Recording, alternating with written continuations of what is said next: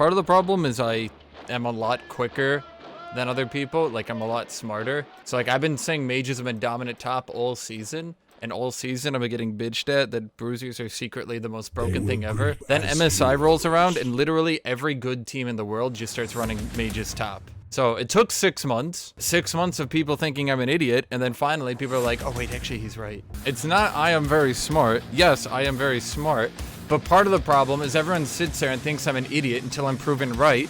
But then nobody changes their opinion and goes back and thinks, you know, oh wait, maybe he was right the whole time. No. Then they just move on to the next thing and say, okay, well now he's stupid about this, which then will be proven to be right, and then I'll have another opinion, and then they'll think I'm stupid until that one's proven right. Singed is not a mage. I would say Singed is the last AP Bruiser in the game. He's literally, I'm pretty sure he's literally the last AP Bruiser in the game. No, Swain is full AP. Guys, an AP Bruiser only builds 1 or 2 AP items. There used to actually be a good chunk of them. There was Malphite, there was Singed, there was Zac, there was, you would even see Nautilus do it. Cho'Gath was the same way. He used to go Rod of Ages. Nowadays, you don't see any of them. You will never see, like, Singed is literally the last mage, or sorry, Bruiser, AP Bruiser thing. Oh yeah, Mordekaiser also was a AP Bruiser. Oh yeah, Maokai too. You would see Rod of Ages Maokai. That used to be a huge build. But it's literally just Singed now.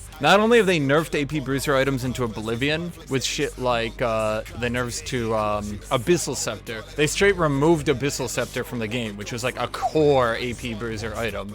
Chicha, if you're building Void Staff and Deathcap, you're not playing an AP Bruiser. I feel like Darius sucks if you don't get a shield support.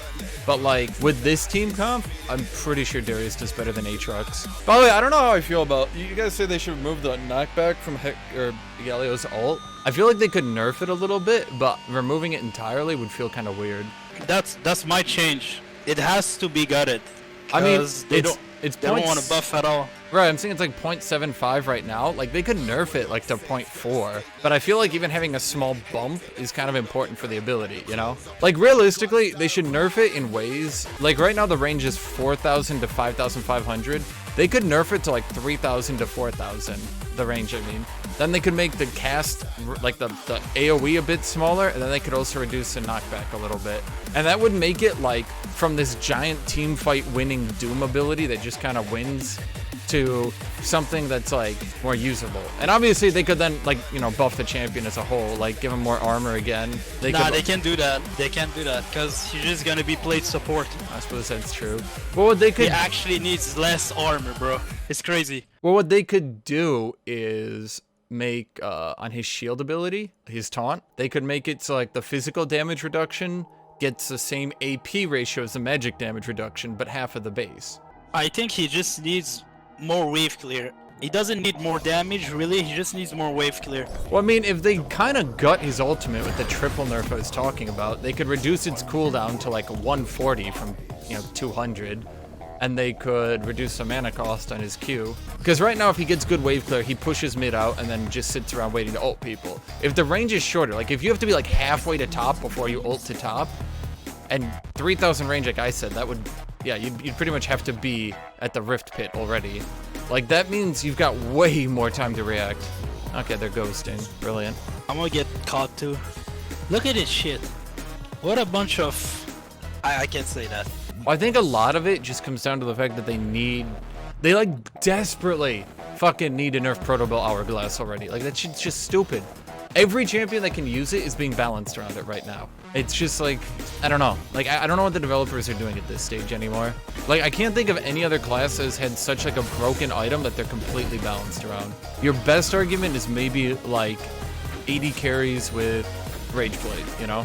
Yeah, and then the problem becomes any mage that isn't nerfed that can use Proto Bell Hourglass becomes broken as shit, like Vladimir. Like late game hyper carry AoE burst mage that insta gives you with a 2500 gold item. Like what?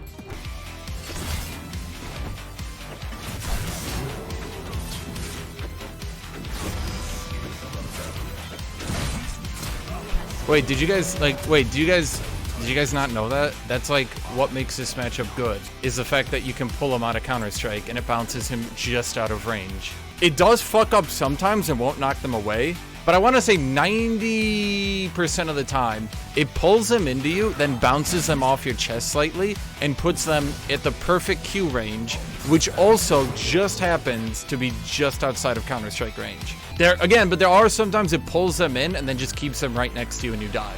Because this game is stupid and inconsistent. I remember I fought TF Blade and that happened once, and I lost a lane, and I was just like, awesome.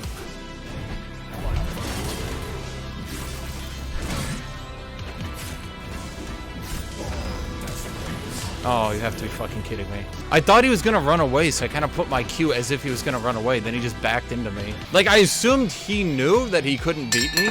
Oh. What was I gonna say? I assumed he knew he couldn't beat me, so I played as if he was gonna run away, and then he just ran back into me. And because this game has very consistent hitboxes, my Q didn't hit him.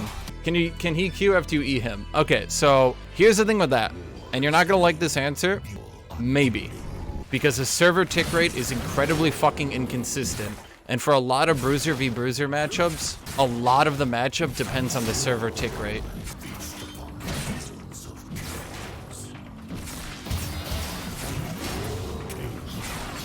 I got him. Wait, how the fuck is that?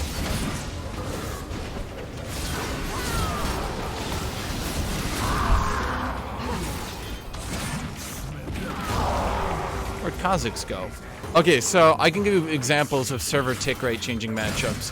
Whether or not you can use the second E on Kled after a Jace knockback depends on server tick rate. Straight up, there's absolutely nothing you can do to fix it.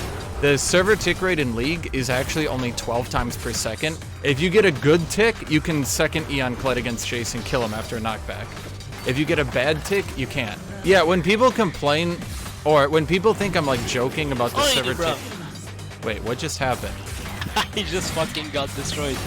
When people think I'm like joking or being stupid with the server tick rate, just remember, the server tick rate for League of Legends is actually 12. That's why so many times things that seem to work one time and not the next, that's why it happens. So yes, sometimes Jax can leap strike out of an E-pull and dodge the Q, and sometimes he can't. Sometimes Kled's Q will pull Jace through a knockback, and sometimes it can't. Sometimes you can auto-attack someone when walking into a bush, and sometimes you can't.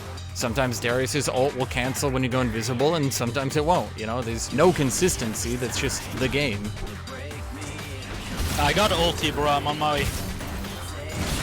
Do you got full? Yeah.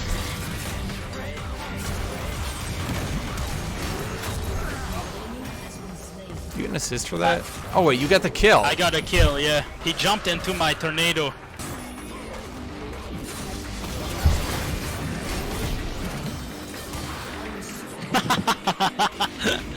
Okay, I got Raptor Cloak now, so Jack shouldn't be an issue. Once you get Raptor Cloak Black Cleaver, that's when you win most matchups. Because you just fight around a turret and you can kite out melee champions with your Qs. Yeah, anyone who's played the Kled v Jace matchup knows how frustrating it is when, like, you're kind of just praying to the RNG gods that your second E is allowed to be used. Yo, check this, Hashinshin.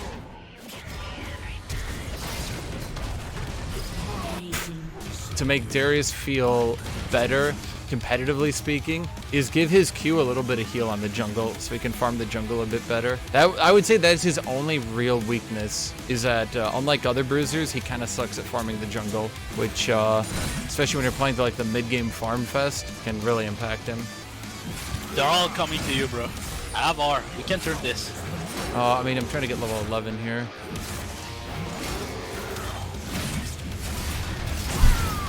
I mean, I have Aftershock, so...